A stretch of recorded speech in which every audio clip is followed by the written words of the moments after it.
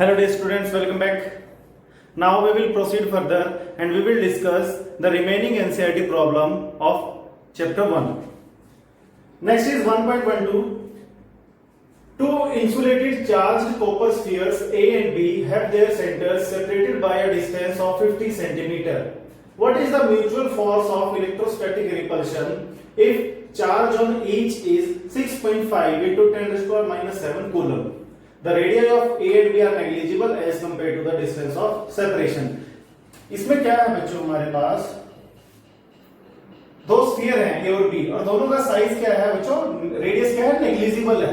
Meaning को क्या हो जाएगा, पॉइंट चार्ज. दोनों पे चार्ज बच्चों इक्वल है. Q1 is equal to Q2, that is equal to 6.5 into 10 raised to the power minus 7 coulomb, and they are separated by a distance of 50 centimeter. That is 0.5 meter. So what is the force? Force is equal to K, Q1 Q2 by R square. K is 9 into 10 to the power 9 into 6.5 into 10 to the power minus 7. Q1 6.5 into 10 to the power minus 7 divided by R square, that is 0.5 the square. After substituting all these values, we will be having 1.5 into 10 raised to the power minus 2 Newton. So this is the force. Very easy question. You can easily do this. Now B part.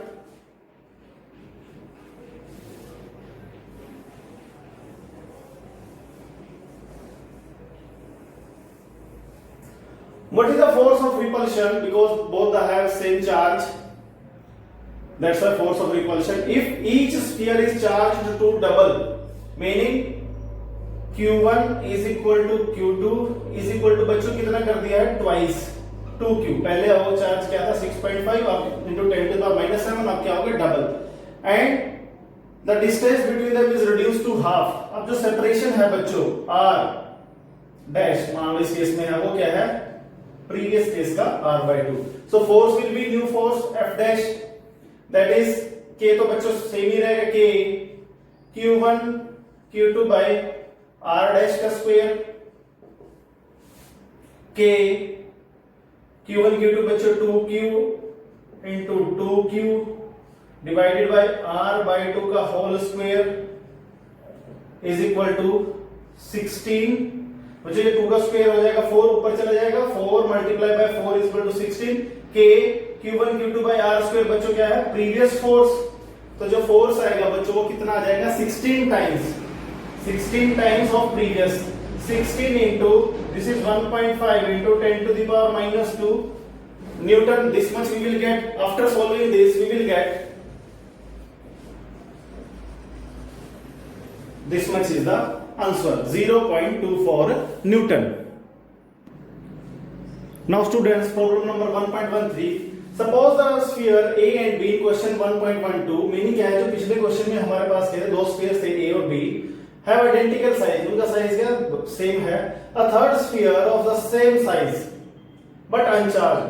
मान लो क्या है, previous case में बच्चों हमारे पास क्या थे, दो sphere थे A और B, एक थर्ड स्फीयर आया C. इन दोनों पे चार्ज क्या था, इक्वल था. मैंने QQ मान लिया, ये अनचार्ज है, यहाँ पे चार्ज क्या बच्चों 0. Is brought in contact with the first, उसको बच्चों C को पहले इसके साथ कॉन्टेक्ट में लेके आए गए और फिर क्या है, and then brought in contact with the second, फिर यहां से कॉन्टेक्ट हटा के यहां पर लेके आए एंड फाइनली रिमूव. फिर क्या किया, C को दोनों से ही क्या कर लिया, remove. What is the new force of repulsion between A and B? जब इस C को लेके आए, पहले इसके साथ कॉन्टेक्ट में रखा, फिर यहां से हटा के इसके साथ रखा, फिर यहां से भी हटा के, इन दोनों के बीच में क्या फोर्स आएगी. बड़ा अच्छा क्वेश्चन है बच्चों ये. इससे आपके मेथड्स ऑफ चार्जिंग और चार्जिंग के बाद कैसे डिस्ट्रीब्यूट होता है वो भी आपका कंसेप्ट क्लियर हो जाएगा यहां से. When A and C are brought in contact, what will happen? This is A, this is C. बच्चों देखो यहाँ पे क्या है, A और C के सारे पैरामीटर सेम है. ये इसका भी सेम साइज है, इसका भी सेम साइज है, सेम मटेरियल के भी हैं ये. तो क्या हो जाएगा, टोटल चार्ज क्या था बच्चों, Q plus 0 Q. तो बाद में भी कितना चार्ज आएगा, Q. तो वो डिस्ट्रीब्यूट कैसे करेगा, यहां से आधा चार्ज किधर ट्रांसफर हो जाएगा, इधर. तो इधर कितना चार्ज बचेगा q के ऊपर q/2 और इधर भी क्या बचेगा q/2। अब ये जो c है इसके ऊपर कितना चार्ज आएगा q/2, उसको कहां रख दिया फिर हमने b के साथ कांटेक्ट में, तो सो b एंड c। अब अच्छा टोटल चार्ज कितना है q plus q/2 that is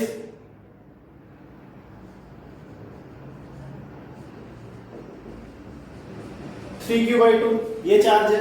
अब 3q/2 बच्चों इधर टोटल चार्ज है, इधर भी कितना आएगा 3q/2, तो 3q/2 आधा इस पे चला जाएगा आधा इस पे, तो इसका आधा कितना हो जाएगा, this implies half of 3q/2 that is 3q/4।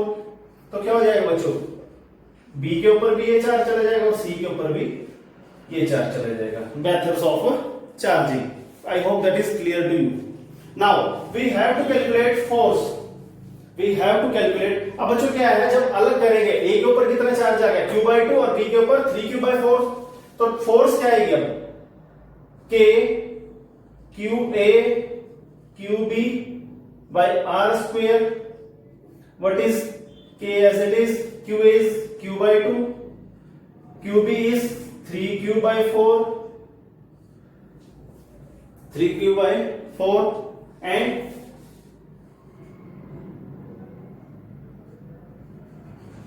r square। I hope that is clear to you all. Now rearranging k q into q square r square as it is into 3 4 2 is 8 3/8। So what is the force 3/8 times the previous force। अब हमने क्या था बच्चों a और b के ऊपर force question number 1.12 के first part में निकाला था, तब उनके ऊपर चार्जेस कितना था सेम। वो कितना फोर्स था बच्चों, वो कितना फोर्स था 1.5 into 10⁻⁻²। ये फोर्स बच्चों कहां से आया, वो a और b के ऊपर a और b के बीच में कितना फोर्स है, कौन से क्वेश्चन में 1.12 में। अब इसको सोल्व करेंगे बच्चों तो फोर्स आ जाएगा 5.7 इंटू 10⁻³ सो ये बड़ा अच्छा क्वेश्चन था। इससे आपको मेथड्स ऑफ चार्जिंग और चार्ज कैसे रीडिस्ट्रीब्यूट करेगा when a body is brought in contact, that is clear to you all. Now problem number 1.14, figure shows tracks of 3 charged particles in a uniform electric field। बच्चों यहाँ पे याद रखना electric field uniform है with same velocity along horizontal। अब बच्चों क्या है, मान लो क्या है आपके पास दो प्लेट्स हैं, ये मान लो दो प्लेट्स हैं, ये ऊपर वाला पॉजिटिव है नीचे वाला प्लेट नेगेटिव है। चार्ज पार्टिकल हॉरिजॉन्टल की तरफ आ रहा है, जैसे ही वो इलेक्ट्रिक फील्ड में आया फर्स्ट और सेकंड पार्टिकल तो बच्चों पॉजिटिव प्लेट की तरफ चले गए और थर्ड पार्टिकल कहां चला गया, नेगेटिव प्लेट की तरफ चला गया बच्चों। तो हुआ क्या, हमें क्या बताना है कि इनका चार्ज क्या है और किस पार्टिकल के लिए highest charge to mass ratio है। ये बड़ा अच्छा क्वेश्चन है। यहां पे आपको याद क्या रखना है कि पार्टिकल इनिशियली कहां चल रहा है, जब तक वो इलेक्ट्रिक फील्ड में नहीं आया पार्टिकल बच्चों कहां चल रहे हैं, हॉरिजॉन्टल की तरफ। तो इनिशियल वेलोसिटी अलोंग वर्टिकल क्या हो जाएगा, 0। इनिशियल वेलोसिटी अलोंग वर्टिकल 0 और ई भी क्या बच्चों सबके लिए कांस्टेंट, और शुरू में वो सेम स्पीड से आ रहे हैं, सेम वेलोसिटी से आ रहे हैं, तो टाइम भी क्या हो जाएगा उनके इलेक्ट्रिक फील्ड के अंदर सभी के लिए सेम, तीनों पार्टिकल सेम टाइम तक इलेक्ट्रिक फील्ड में रहेंगे। अब इलेक्ट्रिक फील्ड कितनी फोर्स लगाता बच्चों चार्ज पार्टिकल के ऊपर, Q इंटू ई, Q मान लो उस पे चार्ज है, फोर्स क्या होता है बच्चों mass into acceleration is equal to Q into E. कितना एक्सेलरेशन प्रोड्यूस करेगा इलेक्ट्रिक फील्ड, इतना एक्सेलरेशन प्रोड्यूस करेगा, ठीक है।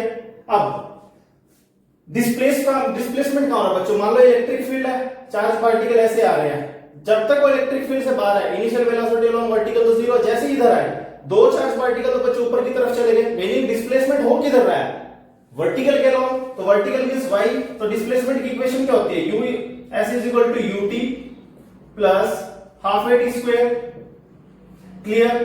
अब बच्चों इनिशियल वेलोसिटी अलोंग वर्टिकल क्या है 0, तो y is equal to half कितने एक्सेलरेशन प्रोड्यूस करेगा इलेक्ट्रिक फील्ड, यहां पुट कर देंगे q e by m into t square. This implies displacement is directly proportional to, देखो बच्चों टाइम सभी का वेलोसिटी सेम है तो सेम टाइम तक इलेक्ट्रिक फील्ड में रहेंगे, ये भी कांस्टेंट हो गया।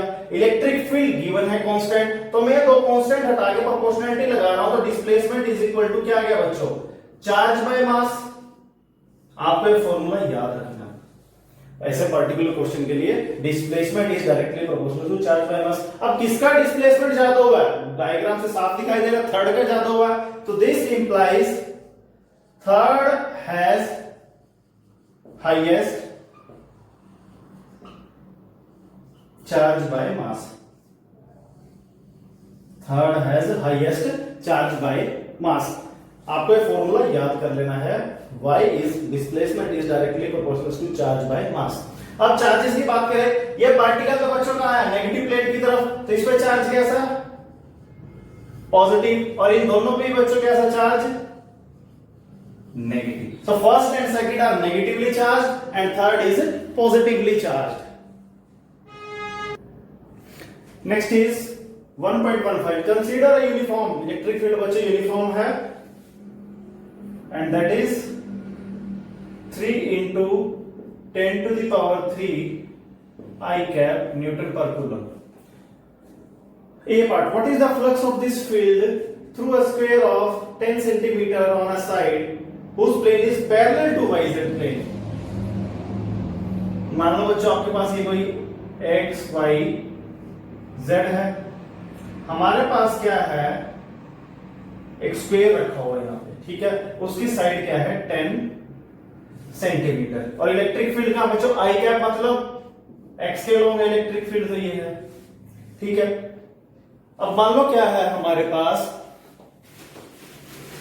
एक ये शीट स्क्वायर है, ठीक है, ये ऐसे रखा हुआ है, इलेक्ट्रिक फील्ड बच्चों ऐसे, एरिया वेक्टर भी किधर चले जाएगा उधर, तो ये इसका बच्चों हो गया एरिया वेक्टर। दोनों के बीच में एंगल कितना, 0 डिग्री, तो फर्स्ट केस में flux that is E dot A, electric field constant हम डायरेक्ट यूज कर लेंगे, that is E a cos theta. अब इलेक्ट्रिक फील्ड बच्चों 3 into 10 to the power 3, area side into side 10 into 10, 100 centimetre square और 10 to the power minus 2 metre square.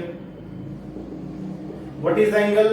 0 cos 0, so that is 3 into 10 to the power 1, that is 30, flux is 30 newton metre square per coulomb. Unit हमेशा लगाना है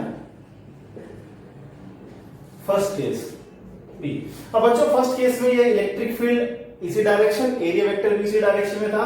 अब second case में कितने degree का angle बना रहा है, meaning normal to the plane, ये जो इसका प्लेन है इसका नॉर्मल, मतलब एरिया वेक्टर क्या कर रहा है, एक्स एक्सिस के साथ 60 डिग्री का एंगल बना रहा है। तो एक्स एक्सिस के साथ अगर एरिया वेक्टर 60 डिग्री का एंगल बना रहा है तो उसका मीनिंग ही क्या है, इलेक्ट्रिक फील्ड किसके पैरेलल है, एक्स एक्सिस के, तो meaning area vector second case में इलेक्ट्रिक फील्ड के साथ कितना एंगल बना रहा है, 60, तो फ्लक्स क्या हो जाएगा बच्चों, E a cos theta,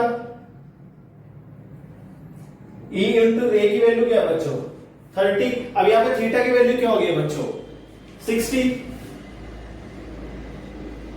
cos 60 1/2, that is 15 newton metre square per coulomb, 15 newton metre square per coulomb. Next is 1.16, what is the net flux of uniform electric field of question 1.15। तो previous question में कितना electric field था बच्चों, 3 into 10 to the power 3 I cap along positive x axis uniform electric field था, वही electric field यहाँ पे है, बट वहां पे आपके पास स्क्वायर था, यहाँ पे क्या रखते हैं बच्चों, क्यूब रखते हैं जिसकी साइड क्या है 20 सेंटीमीटर, साइड ऑफ क्यूब क्या है 20 centimetre, so that its faces are parallel to its coordinate plane. मान लो बच्चों क्या है, ये क्यूब है, ये ऐसे रखा हुआ है, ठीक है, this is X axis, this is Y axis and this is Z axis, same यही केस अज्यूम करेंगे बच्चों। इलेक्ट्रिक फील्ड तो ऐसे है, तो इन दो फेसिस का जो एरिया वेक्टर होगा, इस फेस का बच्चों एरिया वेक्टर इधर इलेक्ट्रिक फील्ड डायरेक्शन में, इस फेस के लिए एरिया वेक्टर का एंगल 0 डिग्री, इस फेस के लिए बच्चों एरिया वेक्टर इधर इलेक्ट्रिक फील्ड इधर, कितना एंगल हो गया 180 degree between electric field and area vector. बाकी सभी फेसिस के लिए, इस फेस के लिए एरिया वेक्टर ऊपर, इलेक्ट्रिक फील्ड इधर 90 डिग्री, इस फेस के लिए एरिया वेक्टर इधर इलेक्ट्रिक फील्ड इधर 90 डिग्री। तो बाकी सब फेसिस के लिए एरिया वेक्टर क्या हो जाएगा बच्चों 90 डिग्री के एंगल के साथ इलेक्ट्रिक फील्ड के साथ। तो ये दो फेस के साथ यहां 0 यहां 180, तो यहां से हम क्या लिख देंगे, तो हम क्या करेंगे, here the area vector of the faces, सबसे पहले कौन सा फेस ले लेते हैं, मान लो CDGB, CDGB, उसी के नीचे है OEFA, then back side OCBA, then front DGFE will make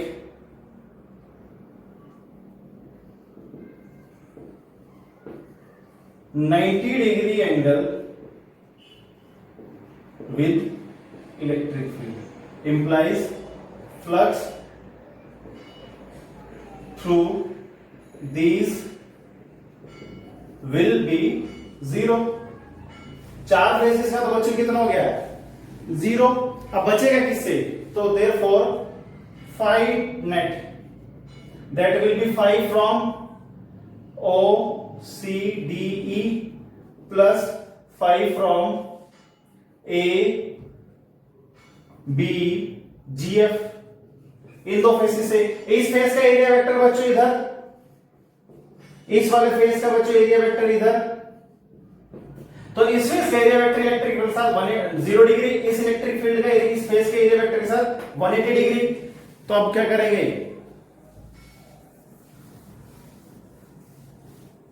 5 net will be E dot A plus E dot A, electric field भी सेम है, अब एरिया भी दोनों का बराबर है। अब जब इस फेस की बात करेंगे तो E A cos 180, इस फेस की बात करेंगे E A cos 0, तो क्या आ जाएगा cos 180 माइनस ये प्लस, और 5 कितना आ जाएगा बच्चों नेट 0। तो कितना फ्लक्स आ रहा है 0, फ्लक्स क्या होगा 0। Next is careful measurements of electric field at the surface of a black box indicates that the net outward flux through the surface of the box is 0।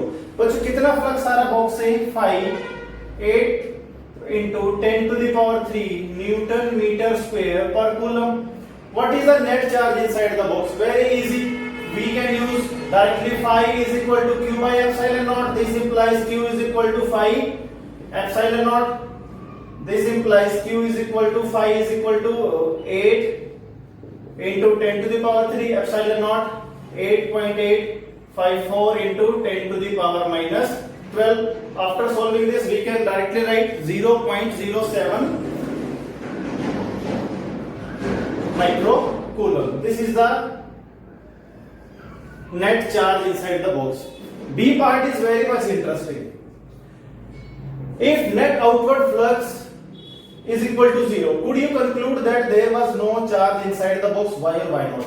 मान लो बच्चों किसी बॉक्स से, मान लो ये बॉक्स है, इससे नेट आउटवर्ड फ्लक्स क्या है 0 है, क्या हम ये कंक्लूड कर लेंगे इसके अंदर चार्ज 0 है, या इस पे हमें क्या करना है कमेंट करना है। ठीक है बच्चों, मान लो मेरे पास एक क्यूब है, फ्लक्स तो 0 होगा ही, कब जब चार्ज 0 है, बिल्कुल होगा। बट अगर मैं इसी क्यूब के अंदर, अगर मैं इसी क्यूब के अंदर एक डाइपोल रख दूं प्लस क्यू माइनस क्यू, तो टोटल नेट चार्ज कितना हो गया 0। तो हम यहां पे क्या बोल सकते हैं कि फ्लक्स 0 है, बिल्कुल 0 है। तो हम यहां पे क्या बोल सकते हैं बच्चों कि net charge inside the box क्या होगा 0 होगा। बट हम ये कंक्लूड नहीं करेंगे कि अंदर क्या है कोई चार्ज नहीं है।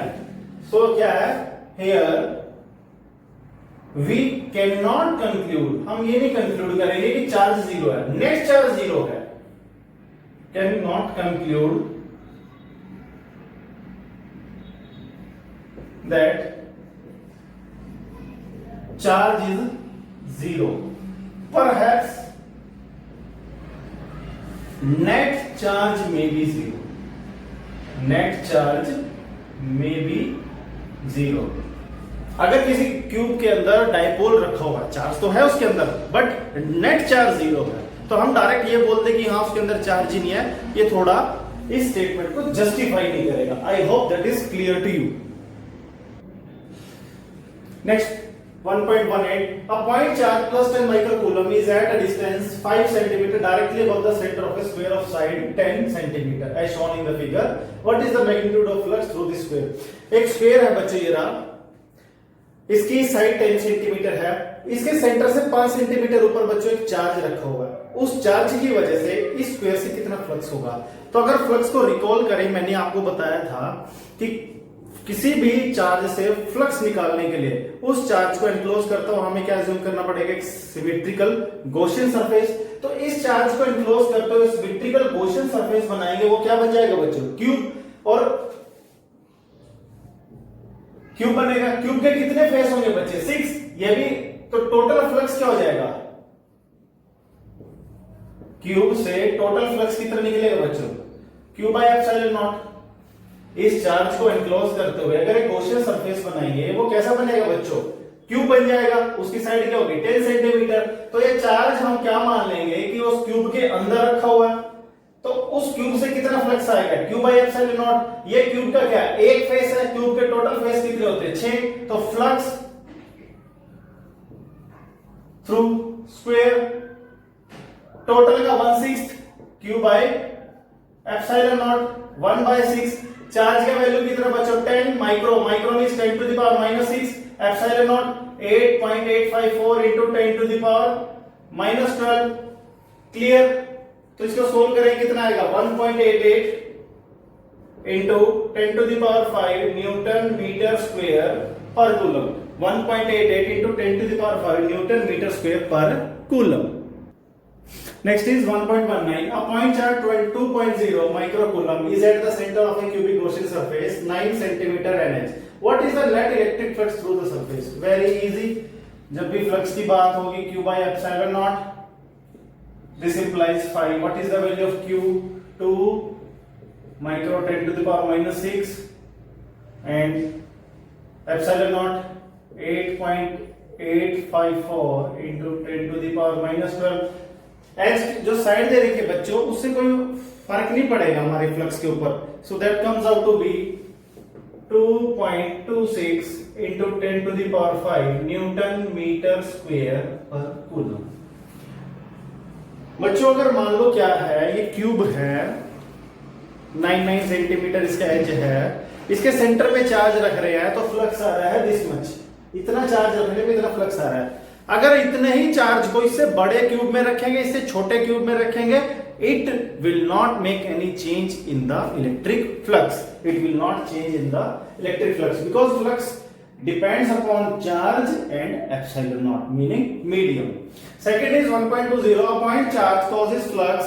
तो पॉइंट चार्ज से बच्चों कितना फ्लक्स आ रहा है 5 minus 1.0 into 10 to the power 3 newton metre square per coulomb. To pass through a spherical Gaussian surface, meaning क्या है, यहाँ पे Gaussian surface क्या है, spherical है, of 10 सेंटीमीटर रेडियस, उसका रेडियस है बच्चों 10 centimetre, centred on the charge. Meaning क्या है, जो चार्ज है बच्चों एक, उसके वो कहाँ है Gaussian surface के बच्चों सेंटर पे है। If the radius of GS Gaussian surface were doubled, how flux through the surface will change and what is the value of point charge? बच्चों मैंने अभी प्रीवियस क्वेश्चन में भी आपको बताया, चार्ज के सराउंडिंग में गॉसियन सरफेस की रेडियस r1 रखो या कोई क्यूब है उसका एज a रखो, उस एज को बढ़ाओ घटाओ, क्यूब के साइज को बड़ा करो छोटा करो, फ्लक्स सेम रहेगा। स्फीयर के साइज को बच्चों बड़ा करो छोटा करो, सेम फ्लक्स रहेगा। तो मीनिंग क्या है, फर्स्ट केस में नो चेंज इन फ्लक्स, क्योंकि हमारे फॉर्मूले में क्यू और एप्सिलॉन नॉट है। क्यों मैं आपको समझा रहा हूं, ये चार्ज है ये S1 सरफेस है, Q चार्ज, फ्लक्स कितना आएगा Q बाई एप्सिलॉन नॉट। एक बड़ा स्फीयर लिया S2, कितना फ्लक्स आएगा Q by epsilon not. Same cube के केस में ये एक छोटा क्यूब लो, इसके सेंटर में Q चार्ज रखो Q बाई एप्सिलॉन नॉट। इससे बड़ा क्यूब लो, सेंटर पे उसके Q चार्ज रखो Q बाई एप्सिलॉन नॉट। कोई अल्टर नहीं होगा हमारी कैलकुलेशन में। Next is B part of this, हमें पॉइंट चार्ज का बच्चों क्या करना है, वैल्यू निकालना है। So again phi is equal to Q by epsilon naught. This implies Q is equal to phi epsilon naught. Phi is minus 1.0 into 10 to the power 3 epsilon naught, 8.854 into 10 to the power minus 12. Clear? यहाँ पे charge बच्चों क्या आएगा, negative आएगा, that is 8.8 nano coulomb. Charge is negative 8.8। Now question number 1.21, a infinite line charge produces a field of which field, electric field of 9 into 10 to the power 9 10 to the power 4 newton per coulomb at a distance of 2 centimeter. Calculate linear charge density lambda. So बच्चों कितना electric field produce कर रही है line charge, 9 into 10 to the power 4 newton per coulomb. कितने distance पे, 2 centimetre, convert into metre. So electric field produced by line charge lambda upon 2 pi epsilon naught r. This implies lambda is equal to E 2 pi epsilon naught r. Now we will put all the values. 9 into 10 to the power 4, 2 into 3.14 into 8.854 into 10 to the power minus 12 into 2 into 10 to the power minus 2. This implies lambda. तो ये सब values put करके बच्चों lambda कितना आएगा हमारा, 10 micro coulomb per metre. 1 metre में बच्चों क्या होगा, इतना चार्ज होगा। सिंपल फॉर्मूला पुट कर सकते हैं हम यहाँ पे। नेक्स्ट है बच्चों हमारे पास, 2 large thin metal plates are parallel at close to each other. On their inner faces, surface charge density sigma have opposite sign and of magnitude 17 into 10 to the minus 12 coulomb per meter square. What is the electric field in the outer region of first plate, second plate, and between the plates? This we have already discussed in our theory part, but here again we will discuss. मान लो बच्चों हमारे पास क्या है, 2 plate है,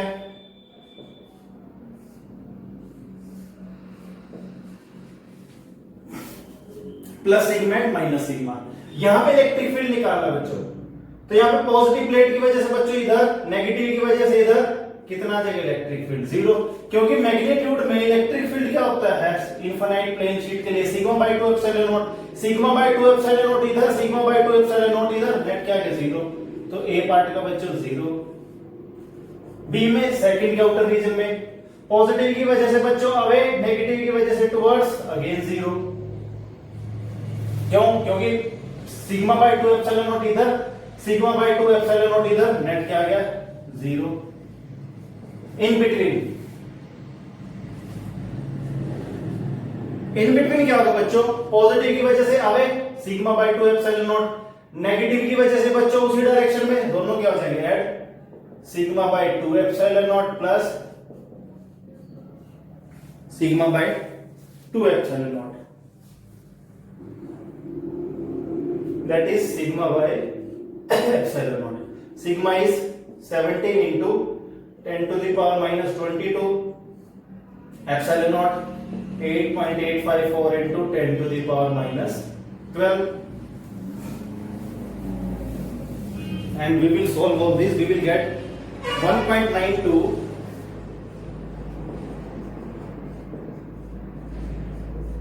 this much electric field. So today we have discussed all NCERT, all the problems of NCERT exercise of chapter number 1. Now we will discuss in our next discussion chapter number 2. Thank you very much.